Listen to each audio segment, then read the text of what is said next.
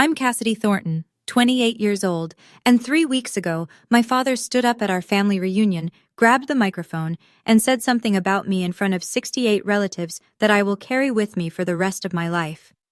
We only have one daughter we're proud of. That's what he said, and he was looking straight at my older sister Brianna when he said it. For 22 years, my family called me the burden. The premature baby who cost too much, the quiet sister nobody defended, the daughter who sat at the end of every table while Brianna got the tuition, the praise, the love. But what none of them knew, not my parents, not my cousins, not a single person in that crowd, was that 6 weeks ago on a Thursday night at my kitchen table, Brianna got drunk and confessed everything. The money she'd stolen from our parents, the nursing degree she'd faked, the lies she'd been feeding the family about me since I was 14, and I recorded all of it, 14 minutes that would shatter 22 years of silence. Before I tell you what happened when I pressed play, take a moment to like and subscribe, but only if you feel this story deserves it. And tell me in the comments, where are you watching from, and what time is it right now where you are? Now let me take you back 22 years, to a January night in Georgia, when I arrived in this world 6 weeks too early, and became the debt my family never wanted to pay. I came into this world 6 weeks early, on a Tuesday night in January, in a hospital 40 minutes from our house, because the closer one didn't have a NICU. My lungs weren't ready, my heart wasn't ready, nothing about me was ready. 3 weeks in the neonatal intensive care unit, $87,000 in medical bills. My parents had just closed on their first house 2 months before. My dad, Glenn, was driving trucks for a regional freight company. My mom, Jolene, had quit her receptionist job to stay home with my sister Brianna, who was 3. I know the exact dollar amount because my mother made sure I'd never forget it.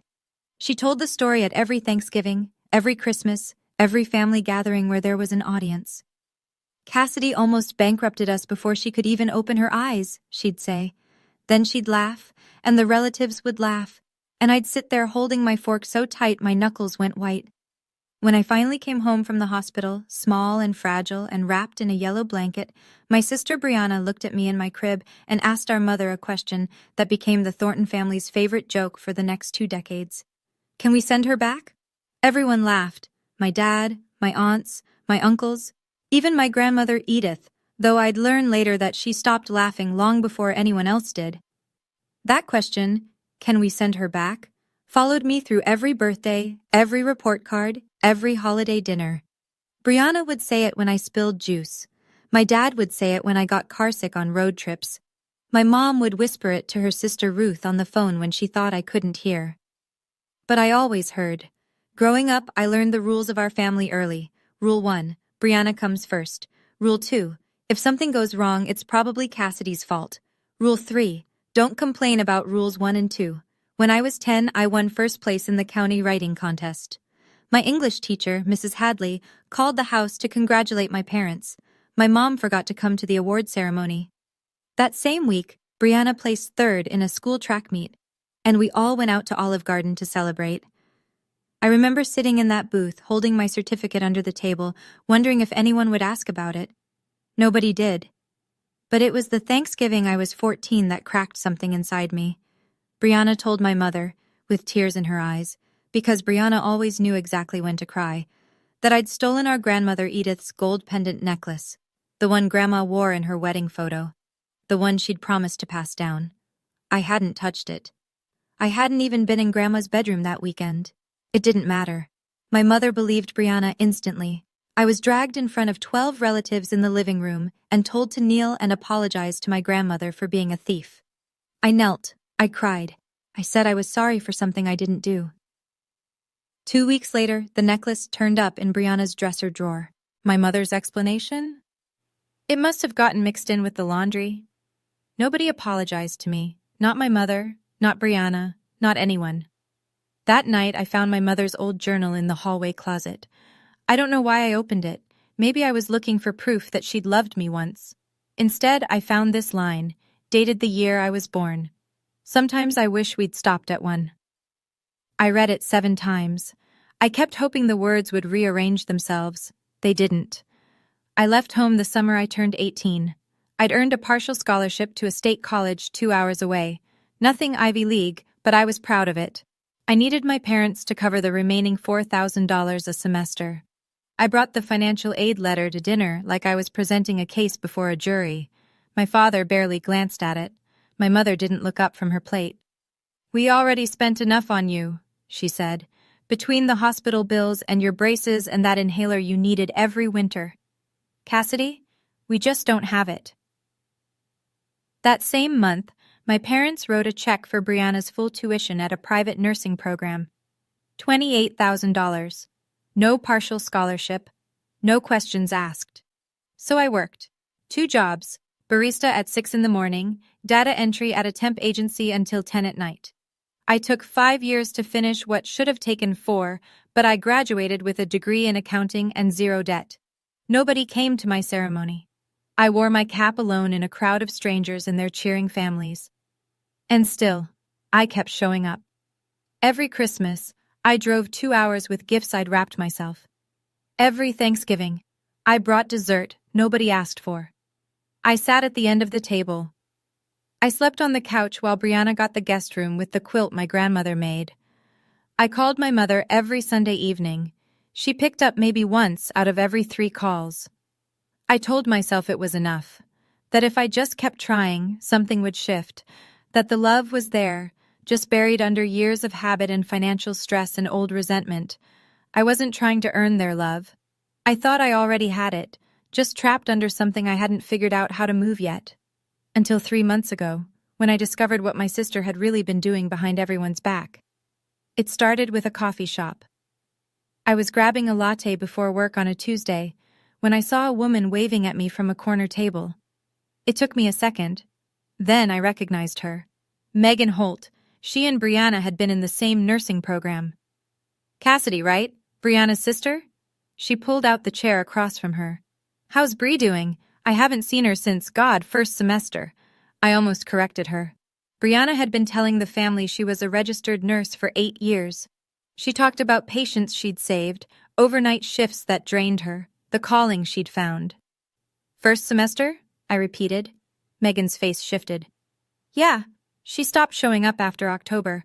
I figured she transferred, but—" She tilted her head. "Wait, your family doesn't know she dropped out?" I set my coffee down very carefully. "I just assumed everyone knew," Megan said quietly. I drove to work with my hands shaking on the steering wheel. That night, I couldn't sleep. I opened my laptop and started searching. The nursing program Brianna had attended, it had a public registry of graduates. I scrolled through every name from her year. Brianna Thornton wasn't on the list. I dug deeper. My parents had paid $28,000 for that program. When a student drops out in the first semester, the school refunds a portion of tuition, a significant portion. Brianna had never returned that money. She'd pocketed the refund and told everyone she'd graduated. For 8 years, she'd been telling our parents, our grandmother, our entire extended family, that she was a nurse. Showing up to holidays in scrubs she bought online, telling stories that sounded real because she'd memorized them from medical dramas. And nobody, not a single person, had ever thought to verify it. The second discovery came because of my mother's own mouth. About 2 months before the reunion, I was on one of those rare Sunday calls where Jolene actually picked up. She sounded tired, distracted. Midway through our conversation, if you could call it that, she muttered something I wasn't supposed to catch. "Your father's retirement fund looks thin. I don't understand it. The market's been fine." I'm an accountant. I notice numbers the way most people notice weather. Something in her tone pinched my attention, and I asked, casually, carefully, if she'd looked at the statements recently. "Brianna handles all that," Mom said. "She set up the online access for us. She's so good with that stuff. You know, being in healthcare, she understands finances." I bit my tongue so hard I tasted copper. That night, I did something I'm not proud of. I called my dad's old landline and talked him through pulling up his retirement account online. He didn't know I was checking. I told him I just wanted to make sure his beneficiary info was up to date. The numbers told a story my family never would. Over 4 years, $40,000 had been transferred out of my parents' retirement account in small, irregular amounts. $2,000 here, $3,500 there, into an external checking account. The routing number matched a bank in Brianna's city. I stared at the screen until my vision blurred. Then I called my mother. I told her, as gently as I could, that something was wrong with the retirement fund, that the money hadn't gone to market losses, that it had gone somewhere specific. She cut me off before I finished. Don't be jealous of your sister, Cassidy. Brianna manages that account because she's responsible, unlike some people. She hung up, and that's when I understood. Telling them privately would never work. Let me be clear about what was at stake. My grandmother, Edith Calloway, was 79 years old. She'd built a life on a beautiful property outside Atlanta, a house she and my grandfather designed together before he passed, a garden she'd kept blooming for 40 years, and enough savings to leave something meaningful behind. She was updating her will. She'd told the family as much, and in the 2 months before the reunion, Brianna had visited Grandma 4 times. 4 times. My sister, who normally managed 1 visit a year at most, was suddenly the most devoted granddaughter in Georgia. She brought flowers. She brought homemade soup, which I later learned she'd bought from a deli and transferred into her own containers. She sat at Grandma's kitchen table and held her hand and talked about her nursing career. My mother told the family, "Brianna is taking such good care of Mom. She's so selfless." I knew what was happening. Brianna was positioning herself. She wanted to be the name on the will, the sole inheritor, the golden child's final trophy. If I stayed silent, 3 things would happen. My parents would lose more money they couldn't afford to lose. My grandmother would be deceived into rewriting her legacy based on lies. And I would lose the last person in my family who had ever truly seen me. I wasn't planning revenge. That word feels too sharp, too clean for what this was. I was trying to protect my grandmother from the same person who'd stolen from my parents, lied about her education, framed me for theft when I was 14, and spent 22 years making sure I never had a seat at the family table. But I needed proof, not suspicion, not accounting spreadsheets, proof that couldn't be explained away, reframed, or buried under my mother's denial. I needed Brianna's own words. 3 weeks before the reunion, I texted my sister. "Hey Bri, I know things have been weird between us. Can we talk before the reunion? I don't want it to be awkward in front of Grandma." She replied in 4 minutes. "Sure? Your place?" That should have told me everything. Brianna never came to my apartment. She thought my neighborhood was beneath her. But the reunion was 3 weeks away, and she needed me quiet and cooperative in front of Grandma Edith. A quick visit to pacify the difficult sister, worth the drive. She showed up on a Thursday evening in a silk blouse and designer jeans, carrying a bottle of Pinot Grigio. She hugged me at the door, tight, performative, and immediately started scanning my apartment with that pitying look she'd perfected. "It's cozy," she said. The word dripped. I opened the wine. I poured her glass fuller than mine. I set my phone on the bookshelf behind us, screen down, recording app running. Georgia is a one-party consent state. I was that party. We sat at my kitchen table and I started small. "So how's work? The hospital keeping you busy?" Brianna launched into a story about a patient who'd coded during her shift last Tuesday. She told it with hand gestures, pauses, vocal inflections, the whole performance. She'd always been good at this, making fiction feel like memory. I let her finish. Then I said, as casually as I could, "That's crazy. Hey, I actually ran into Megan Holt last month, your old classmate. She said something kind of weird." Brianna's wineglass paused halfway to her lips. "Megan talks too much," she said. Her voice dropped half an octave. And I knew. The mask had a crack. I didn't push immediately. I poured more wine. I let the silence work.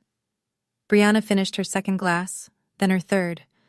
The Pinot Grigio was doing what I couldn't, loosening the bolts she kept so carefully tightened in public.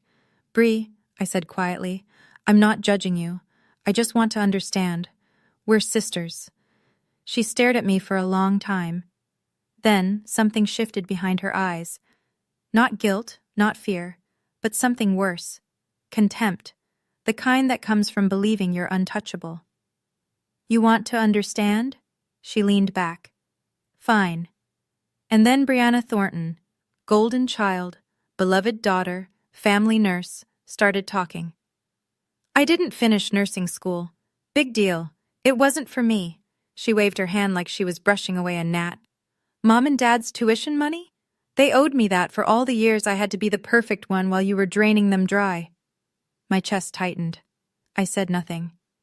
You know what I told Mom when you were 14? That you stole Grandma's necklace? She smiled. Actually smiled. I took it. I needed it gone for Thanksgiving so you'd look bad. And it worked. Every single time. She poured herself another glass. Her hand was steady. Her conscience was clear. All I ever had to do was cry. And Mom took my side. Every time. You were always so easy to push out of the way, Cass. You never fought back. You just took it. Under the table, my hands were trembling, my jaw ached from clenching, but I kept my face still, I kept my breathing even, because the phone on the bookshelf was catching every syllable. And Brianna wasn't done. The wine had peeled away the last layer. Dad's retirement account? Brianna tilted her glass, watching the light refract through the wine like she was admiring a jewel. I've taken about 40 grand over the last 4 years. Small amounts. They'll never figure it out. They think the market crashed. She laughed. A short, bright, careless sound. And Grandma? I asked. My voice was steady. Barely. Brianna leaned forward, elbows on the table. Why do you think I've been visiting her, Cass? She's rewriting her will. I'll make sure my name is the only one that matters. She held my gaze, and then she said the thing that sealed everything. And you? You'll get nothing, just like always. She set her glass down gently. Because in this family, I'm the daughter. You're the bill. You're the bill, not the burden.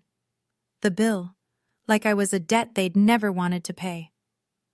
Brianna yawned 15 minutes later and fell asleep on my couch with her shoes still on.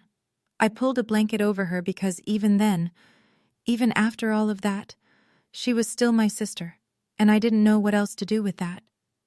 Then I went to the kitchen. I sat in the dark. I picked up my phone and stopped the recording. 14 minutes and 22 seconds. I didn't cry. I wanted to. But something had shifted in me, something tectonic and irreversible, and crying felt like going backward. I played the recording once from the beginning, just to make sure it was clear. Brianna's voice came through the speaker, sharp and certain. You were always so easy to push out of the way. 14 minutes. That's all it took for 22 years of lies to collapse into a file on my phone. The question was no longer if, it was when and where. Now I'm going to pause here for just a second because I need to ask you something. If you were me, sitting alone in that dark kitchen with 14 minutes of truth on your phone, would you play it privately for your parents? Or would you wait for the one moment when the truth couldn't be swept under the rug? Drop a 1 in the comments for tell the parents, or a 2 for wait for the reunion. And if you're invested in this story, hit that subscribe button, because what comes next is the part I still can't believe happened. Now, back to the story. 2 weeks before the reunion, I made a phone call that changed everything. My Aunt Ruth picked up on the second ring. Ruth Calloway is my mother's younger sister, quieter, sharper, and the only person in the family who ever looked at me like I was a whole person and not a footnote. When I was 8 and had pneumonia, Ruth drove 3 hours in a snowstorm to sit by my bed. When I graduated college alone, she was the one who sent flowers. The card read, I see you, Cassidy, always have. Hey, sweetheart, she said. What's going on? I didn't tell her about the recording, not yet. I just asked, carefully. Aunt Ruth, have you ever thought something was off about Brianna? The line went quiet for so long I thought the call had dropped. Then Ruth exhaled slowly. I've been watching your sister for years, Cass. Something doesn't add up. The career stories, the money, the way she handles your parents.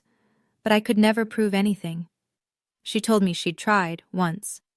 3 years ago, she mentioned to Jolene that Brianna's stories about work seemed inconsistent. Jolene's response was immediate and nuclear.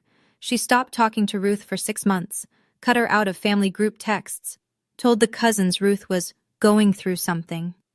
Your mother will destroy anyone who threatens Brianna's image, Ruth said, including her own sister. I closed my eyes. Aunt Ruth, are you handling the slideshow at the reunion? The projector setup? I'm doing the tech for the family photo montage, yeah, why? If I needed to connect a phone to that projector, would that be possible? Silence again. Then, it's just an HDMI adapter. Cassidy, what are you planning? I might have something the family needs to hear. She paused. I could hear her breathing. I don't know what you have, she said finally. But I trust you. I'll make sure the equipment works. 10 days before the reunion, a handwritten envelope arrived at my apartment. The stationery was cream-colored, the handwriting shaky but deliberate. My grandmother Edith's. She still wrote letters by hand. She said email was for people in a hurry, and she'd earned the right to take her time. My dear Cassidy, the letter read, the reunion is July 19th. I want both my granddaughters there. I want to see your face. Please come. Love, Grandma. I held that letter against my chest like it was something fragile. 20 minutes later, my phone rang. Mom. You got the invitation, Jolene said, not a question. I did. Good. Now listen. Her voice shifted into the tone I knew by heart, the managerial tone, the one that made instructions sound like favors. You're invited, but behave yourself. Brianna is giving a speech about her nursing career, and your father is saying a few words.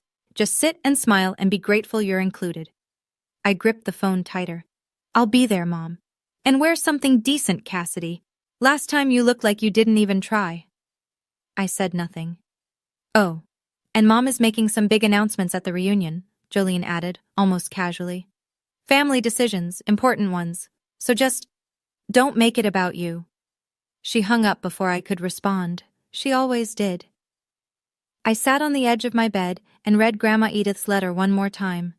Then I opened my closet and looked at the white dress I'd been saving for something I couldn't name. Something that mattered. This was Brianna's stage. My parents had cast the roles. She was the star. I was the background extra who should be grateful for a seat. But I was done with their script. I was bringing my phone and my own story.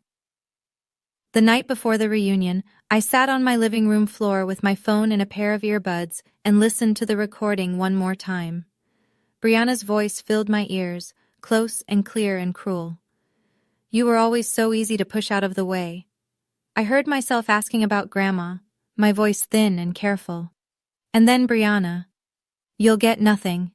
Just like always. My hands were shaking when I pulled the earbuds out. I almost deleted it. I want you to know that. My thumb hovered over the trash icon for 10 full seconds, and every year of conditioning screamed at me to keep the peace, to swallow it, to be the good daughter who never makes trouble. But then I thought about my grandmother's letter. I want to see your face. I thought about my dad's retirement account, bleeding quietly for 4 years. I thought about my 14-year-old self, kneeling on a living room floor, apologizing for a theft she didn't commit. I put the phone in my bag. That evening, I called Aunt Ruth one last time. Is the projector ready? HDMI adapter, external speakers, everything set for the slideshow, she said. Cassidy, whatever you're doing, are you sure? I'm sure. A long pause. Then I'll make sure it works. You just have to plug in. After we hung up, I wrote a letter to my grandmother. Short, honest. I sealed it in an envelope and slipped it into my bag next to the phone. It said, Grandma, I'm sorry if what happens tomorrow hurts you, but you've always taught me that the truth matters more than comfort. I hope you still believe that. I didn't sleep that night, but for the first time in years, I wasn't afraid of what morning would bring. I was ready. The Callaway estate sat on 3 acres of rolling Georgia green, 20 miles outside Atlanta, wrapped in old magnolia trees and a white fence that my grandfather had painted every spring until the year he died. Grandma Edith hosted the family reunion there every 5 years. This one was the biggest. 68 people across 4 generations of Callaways and Thorntons. Long banquet tables draped in white cloth stretched across the back lawn. String lights hung between the magnolias, waiting for dusk. A projector screen stood near the main table, already set up for the family photo slideshow, Aunt Ruth's work. I arrived early. White dress, hair down, phone in my clutch, heart in my throat. Aunt Ruth was adjusting the speaker cables near the projector. When she saw me, she nodded once. Calm, steady. She tilted her head toward the HDMI adapter resting on the edge of the tech table. I understood. The guests filtered in over the next hour. Cousins I hadn't seen in years. Great aunts who pinched my cheeks. Uncle Frank with his booming laugh. Kids chasing each other around the garden chairs. Then Brianna arrived. Red dress, expensive heels, full makeup. She floated through the crowd like a celebrity at a premiere, kissing cheeks, squeezing hands, performing warmth so convincingly I almost believed it myself. She went straight to Grandma Edith and wrapped her in a hug that lasted just long enough for 3 people to photograph it. My parents flanked Brianna like bodyguards. Glenn in his pressed khakis, Jolene in a floral dress, hand on Brianna's shoulder, beaming, the perfect trio. I stood near the back, by the hydrangea bushes, holding a glass of sweet tea I didn't drink. And Grandma Edith, mid-hug with Brianna, looked over her granddaughter's shoulder, found me in the crowd, and gave me a small, sad smile that broke something in my chest. Dinner was served at 6. Fried chicken, collard greens, cornbread, peach cobbler. The Callaway reunion spread hadn't changed in decades.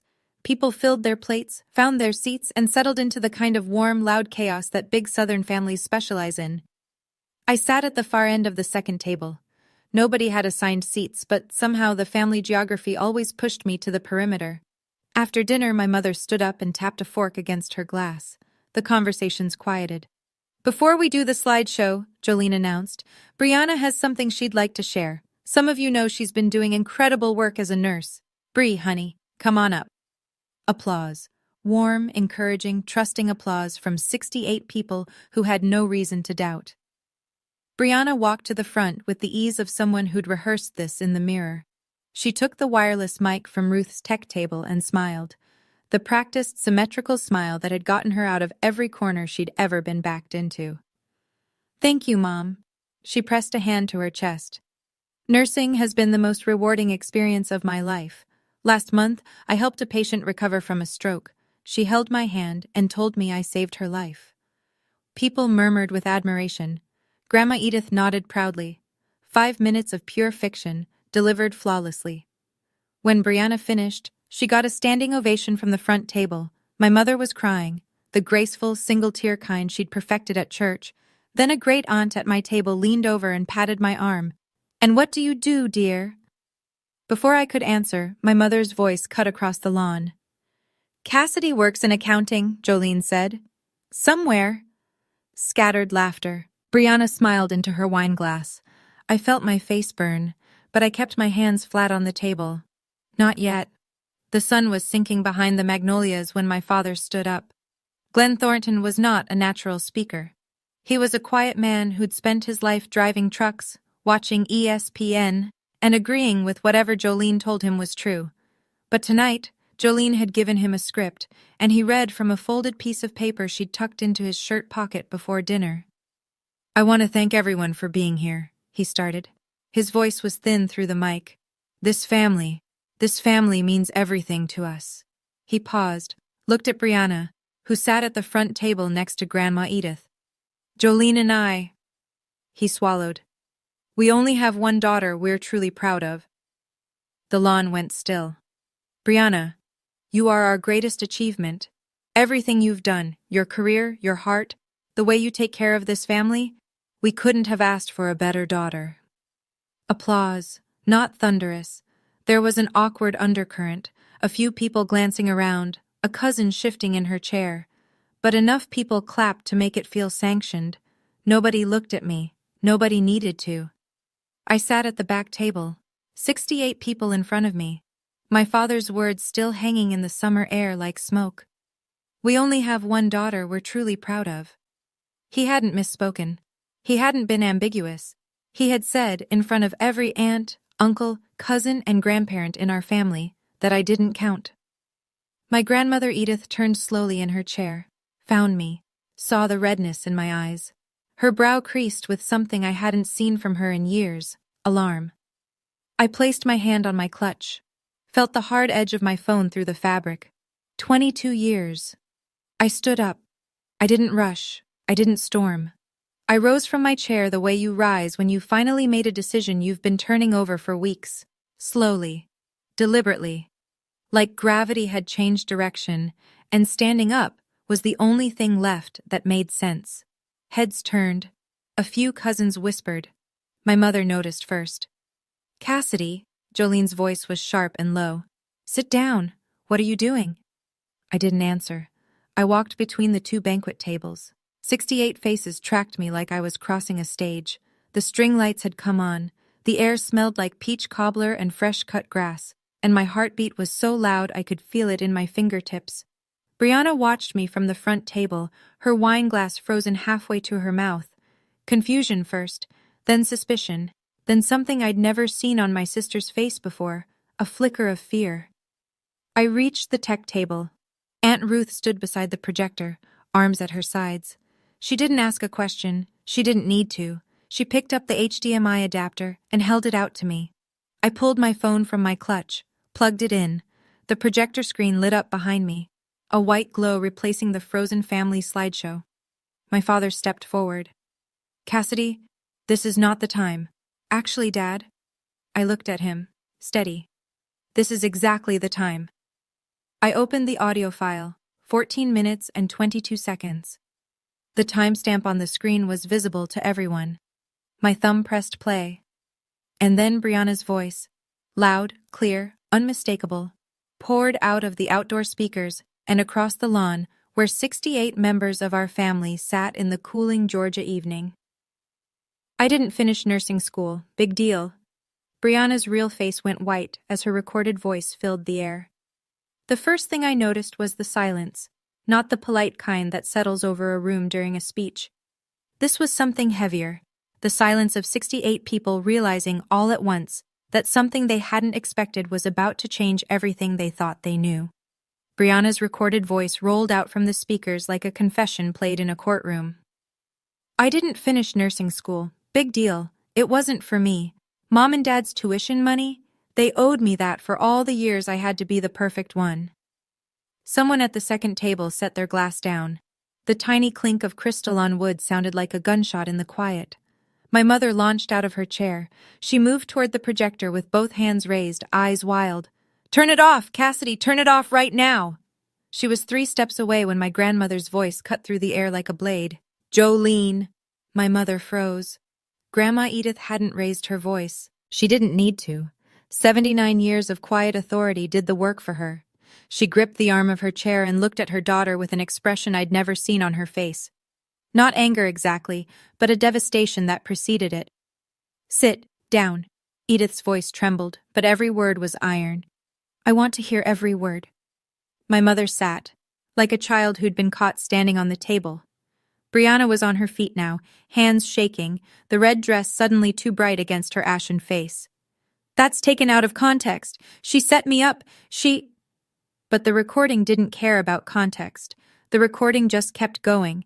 Brianna's own voice, cheerful and careless and 3 glasses deep, filling the summer air with truths she never meant to share. By minute 4, the recording had reached the money. Dad's retirement account? Brianna's voice was almost gleeful on the playback. I've taken about 40 grand over the last 4 years, small amounts. They'll never figure it out. They think the market crashed. Recorded Brianna laughed. The real Brianna didn't. My father, still standing near the mic at the front, lowered himself into the nearest chair like his legs had stopped working. The color drained from his face in real time. I watched a man who had stood in front of his family and erased one daughter to praise another, suddenly realize that the daughter he'd praised had been robbing him. That's our retirement, Glenn whispered. But the mic was still on, and everyone heard it. Jolene turned to Brianna. Tell me that's not true. Her voice cracked down the middle. Tell me, Brianna. Mom, I can explain. It wasn't like that. I was going to pay it back. The recording cut her off. Brianna's own voice again, bright and unbothered. Mom believes everything I say. All I have to do is cry and she takes my side. My mother's hand went to her mouth. A sound came out of her. Not quite a cry, not quite a gasp, something between the two that I think only happens when you hear your own manipulation described to you by the person who weaponized it. Around the tables, the reactions rippled outward. Uncle Frank crossed his arms and shook his head slowly. A cousin's wife leaned over and whispered something urgent to her husband. Two of the older aunts exchanged a look that carried 30 years of suspicion finally confirmed. And Grandma Edith sat perfectly still, her hands folded in her lap, listening to every word with the careful attention of someone assembling a verdict. Then came minute 6. And the necklace. "You know what I told Mom when you were 14? That you stole Grandma's necklace?" Recorded Brianna's voice was warm with wine and self-satisfaction. "I took it. I needed you out of the picture for Thanksgiving, and it worked." The sound that came from my grandmother was small, but it stopped everything. Edith pressed her hand flat against the table. Her fingers were shaking. She turned and looked at me, not with pity, but with a horror that told me she was reliving that Thanksgiving. The 14-year-old girl on her knees, apologizing for a crime she hadn't committed. The granddaughter she'd watched be humiliated while the real thief stood beside her, dry-eyed and smiling. "Oh, sweetheart," Edith whispered. I don't think anyone else heard her, but I did. The recording rolled on. Minute 7. "Why do you think I've been visiting Grandma? She's rewriting her will. I'll make sure my name is the only one that matters." Edith's grip on the table tightened until her knuckles went bone white. "And you?" Recorded Brianna leaned into the mic like she was sharing a secret. "You'll get nothing, just like always, because in this family, I'm the daughter. You're the bill." That was the moment Brianna ran. She shoved her chair back with a screech that tore through the quiet. She grabbed her purse, kicked off one heel, and half ran, half stumbled across the lawn toward the garden gate, her red dress catching the string lights. But the estate was 3 acres. The gate was far, and 68 people watched her every step. Cousin Marcus, 24, built like a linebacker, arms folded, was standing by the garden path. He didn't grab her. He didn't speak. He just stood there. And Brianna stopped. Behind her, Grandma Edith rose from her chair. My grandmother walked to the front of the gathering, the way women of her generation do when they've reached the limit of what they'll tolerate. Slowly, straight-backed, with a dignity that makes silence feel mandatory. Someone handed her the wireless mic. She held it with both hands. "I have spent 79 years building this family," Edith said. Her voice shook, but it carried. "And today I learned that the person I trusted most in it has been lying to all of us." She turned to me. "Cassidy." I couldn't breathe. "I owe you an apology." Her eyes glistened. "I watched them push you to the side for years. I told myself it would get better. I told myself your mother would come around. I should have spoken sooner. I should have fought harder for you, and I am deeply, deeply sorry." I pressed my lips together. I would not cry in front of 68 people. I would not. Edith turned back to the crowd. "I will be meeting with my attorney on Monday morning. My will, as it currently stands, will be rewritten." She paused, letting that land. "I want every person here to know why."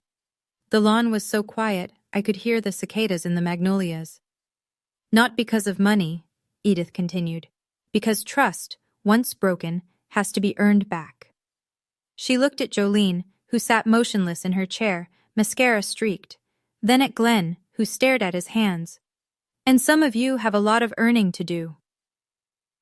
At the edge of the garden, Brianna stood frozen, one shoe on, clutch pressed against her chest, tears running down her face.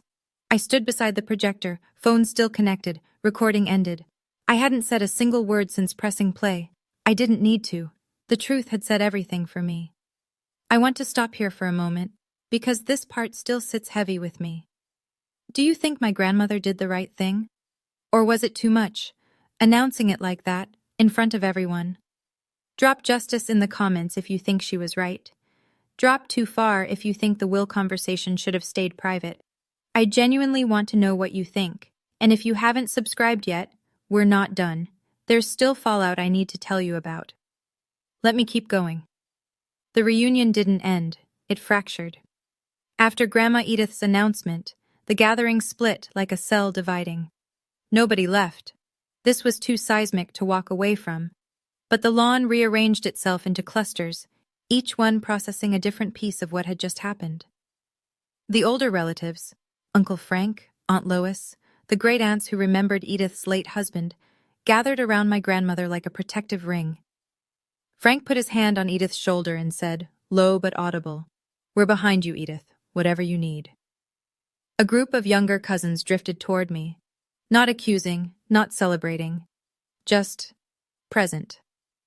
My cousin Danielle, who I hadn't spoken to in 3 years, touched my elbow. "How long have you known?" she asked. No judgment, just wanting to understand. And Brianna came back. She walked across the lawn with mascara streaked to her jawline and her voice pitched in that exact register she'd used her whole life to escape consequences. "That recording was manipulated," she said to anyone who would listen. "She set me up. She got me drunk.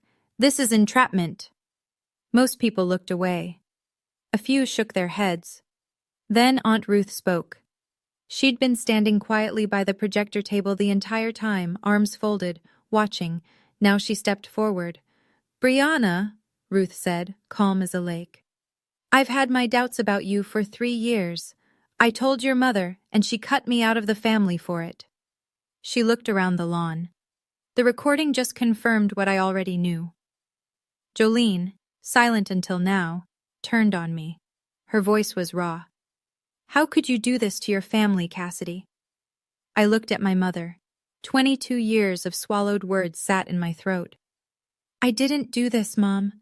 Brianna did. I just stopped hiding it." I found a quiet spot at the edge of the garden, near the stone bench where Grandma used to read to me when I was small enough to sit in her lap. The party noise was behind me. Fragments of urgent conversations, someone's child asking why Aunt Brianna was crying, the clink of dishes being cleared by people who needed something to do with their hands. My father found me there. Glenn stood a few feet away, hands in his pockets looking at the ground. His eyes were swollen. He didn't look like a man who'd just given a speech. He looked like a man who'd just had one given to him. "Did I really say that?" His voice was hoarse. "That we only have one daughter? You said it in front of 68 people, Dad." He winced like I'd touched a burn. "Your mother, she wrote those words. She put the paper in my pocket and told me what to say. And you chose to read them." He didn't argue. He didn't deflect. He just stood there, absorbing it, the way a wall absorbs a hit. "I'm sorry, Cassidy." His voice broke on my name. "I don't know how to fix this." I looked at him for a long time. This man who'd driven trucks for 30 years, who never spoke up at dinner, who let his wife and eldest daughter write the rules while his youngest daughter paid the price. He wasn't a monster. He was something almost worse, a bystander who loved me quietly and never once let that love be loud enough to matter. "I'm not asking you to fix it right now, Dad." I said it gently, not because he'd earned gentleness, but because cruelty had never been my language. "I'm asking you to stop pretending I don't exist." He cried. I'd never seen my father cry in 28 years. There was no hug, no resolution. Just 2 people standing in a garden, learning how to start from the wreckage. I was sitting on the porch steps when Grandma Edith came and lowered herself down beside me. She moved carefully. Her hip had been bothering her for months. But she refused my hand and sat on her own terms. For a moment, neither of us spoke. The evening had turned blue-dark. Fireflies blinked over the back lawn where an hour ago everything had changed. "You held on to that recording," Edith said. Not a question. "You could have used it to hurt her weeks ago, but you waited." "I almost didn't play it, Grandma. I almost walked out." "But you didn't." She reached over and took my hand. Her skin was thin and cool, but her grip was firm. "And I'm grateful, because I almost gave everything I have to a liar." I shook my head. "I don't need anything from your will, Grandma. That's not why I—" "Hush." She squeezed my hand. "This isn't about what you need. It's about what you deserve, and about what's right." She looked out at the garden where the string lights swayed in the evening breeze. The guests were beginning to leave. Slow, quiet goodbyes instead of the usual boisterous Callaway farewell. "I'm meeting my lawyer Monday," she said. "Brianna's portion will go into a trust. She can access it when she pays back every cent she stole from your parents and gets honest about her life. Not before." Then she told me something that knocked the breath out of me. "I put your name in my will 30 years ago, Cassidy. When you were born. Your mother asked me to remove it when you were 6. She paused. I refused, but I stopped talking about it, to keep the peace. She looked at me with wet eyes. I should never have kept quiet. Quiet is how this family got here. 1 week after the reunion, the fallout wasn't slowing down. It was compounding. Brianna tried the social media route first. She posted on Facebook. My own sister stabbed me in the back at our family reunion. I've never felt so betrayed. The post got 11 likes, all from friends who hadn't been there. Then cousin Marcus commented, "We all heard the recording, Brianna. You stabbed yourself." 27 people liked his reply. Brianna deleted the post within the hour. The family group chat went through a seismic shift. Brianna was removed, not by one person but by a quiet consensus. Danielle simply created a new chat and didn't add her. Nobody objected. My father called me on a Tuesday evening. It was the first time in my life he'd dialed my number without Jolene prompting him.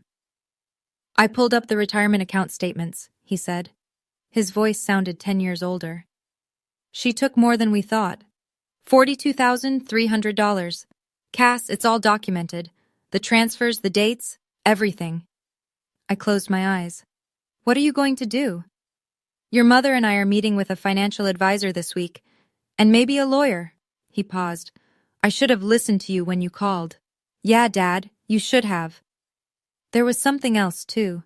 The nursing career, the one Brianna had performed so beautifully at the reunion, the one she'd used to impress Grandma and charm the family. It fully unraveled. A cousin who worked in healthcare asked around. Brianna wasn't a nurse. She wasn't even a certified nursing assistant. She was a receptionist at a chiropractic clinic 30 miles from her apartment. She answered phones and scheduled appointments. She'd been doing it for 6 years. Every story she'd told, every patient she'd saved, fiction, every word. 2 weeks after the reunion, my mother called. I almost didn't pick up. My phone sat on the kitchen counter, vibrating with her name, and I watched it ring twice before I answered. "Cassidy?" Her voice was small, smaller than I'd ever heard it, deflated, like someone had let the air out of the woman who'd controlled our family's narrative for 25 years. "I didn't know about the money," she said. "Or the necklace. I swear to you I didn't know." "I believe you didn't know about those things, Mom." I kept my voice level. "But you knew how you treated me. You didn't need a recording to know that." Silence. The kind that stretches until it becomes its own answer. "I was so scared when you were born." Her voice cracked. "The doctors told us you might not survive the first night. And then you did, and the bills came, and your father and I were drowning. She stopped. Started again. "I think I blamed you for something that wasn't your fault, and once I started, I couldn't figure out how to stop." I gripped the phone. Part of me, the 14-year-old girl still kneeling on that living room floor, wanted to hang up. Another part of me, the part that had spent 22 years calling every Sunday, held on. "Can you forgive me?" she whispered. "I'm not ready for that yet, Mom." I said it without cruelty, without edge, just honest. "But I'm not closing the door." A long, shuddering breath on her end. "If you want a relationship with me," I continued, "it starts with honesty.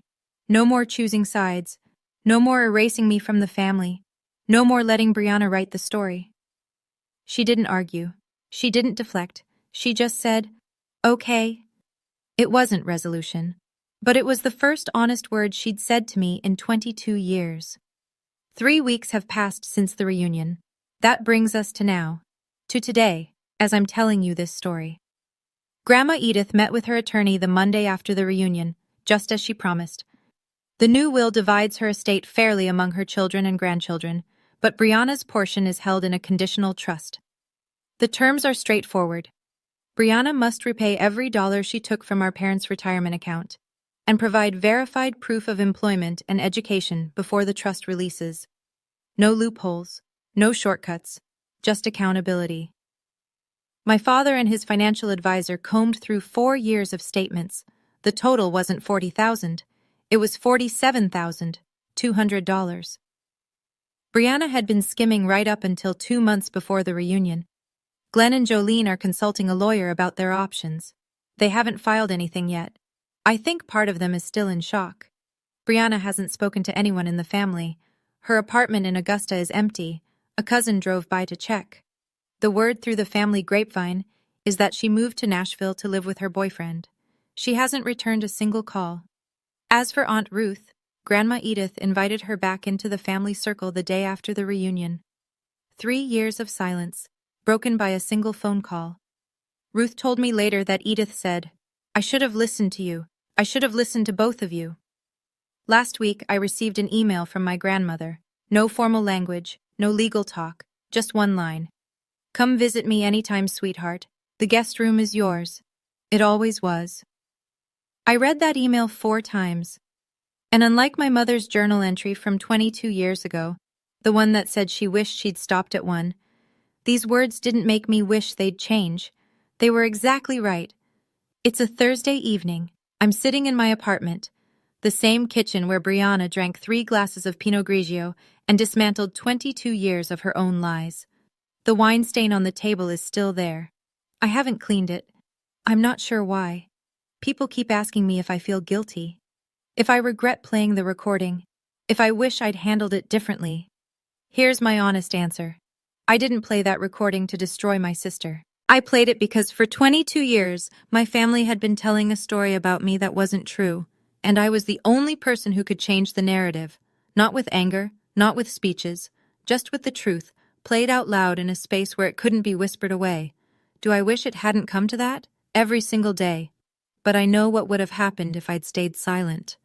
My grandmother would have left her legacy to a liar.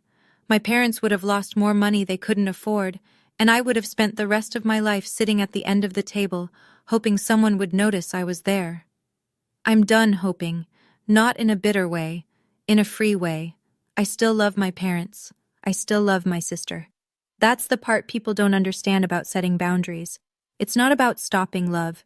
It's about stopping the part where love gets used as a leash. My phone buzzes, a text from my dad. "Thinking of you today." 3 words.